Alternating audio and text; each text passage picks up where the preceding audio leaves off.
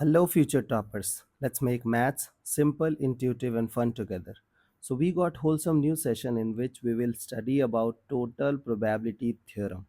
So, right now we are dealing with total probability theorem. Later, we will deal with Bayes theorem.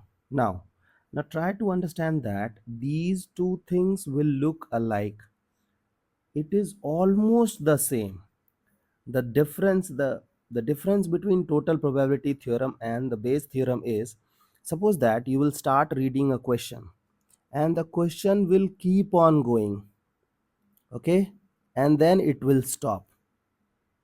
This means it is total probability theorem. And suppose that the moment you have started a question and you kept on going, after some time it will ask you to come back again. Okay, so this is Bayes theorem.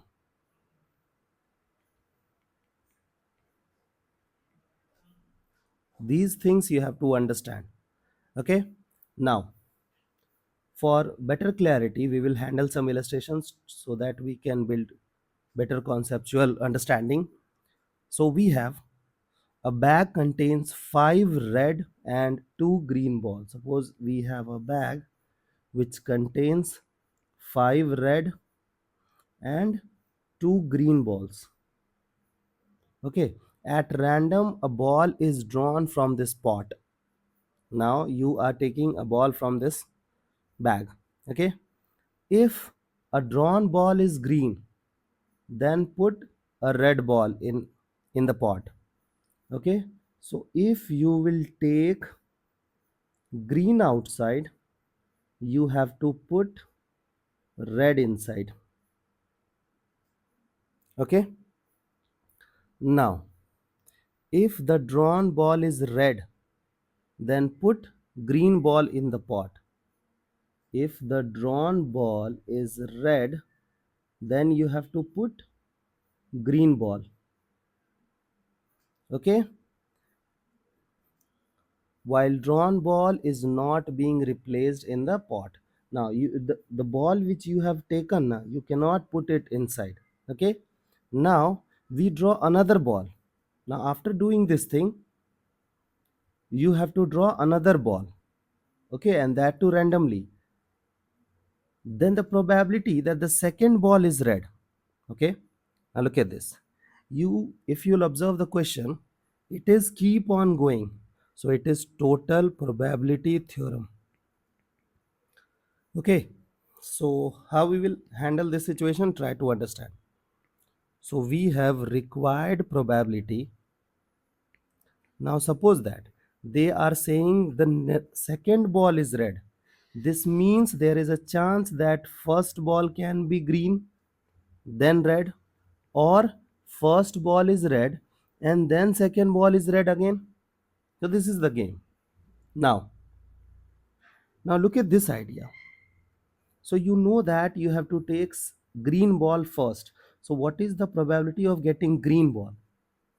Okay, so you know that there are 2 green balls, so 2 by 7. It is 2 by 7. Now your task is completed. No, you have to take another ball. Now if you will take green, you know that you have to put red inside, so the count of red will increase. Earlier it was having 5 reds. Now because you have introduced one more red, so it will have 6 reds. So what is the probability of getting red ball? So it is 6 red and 1 green. Okay, because you have taken 1 green, so the total number of balls is still the same, that is 7. Now your task is completed. Now focus on second case. In second case, you know that first ball is red, the drawn ball is red. So what is the probability of getting red ball in first chance? It is 5 by 7. Now you know that you have taken red first. Okay, so the total number of red now is 4. Now you will put green inside, so the number of green will become 3. Okay, now what is the probability of getting red ball? Because in second case you have to take red. Okay, so getting red ball is 4 by 7. Okay, so Now you can simplify things. So it is 12 and 20, it is 49. So the required probability is 32 by 49.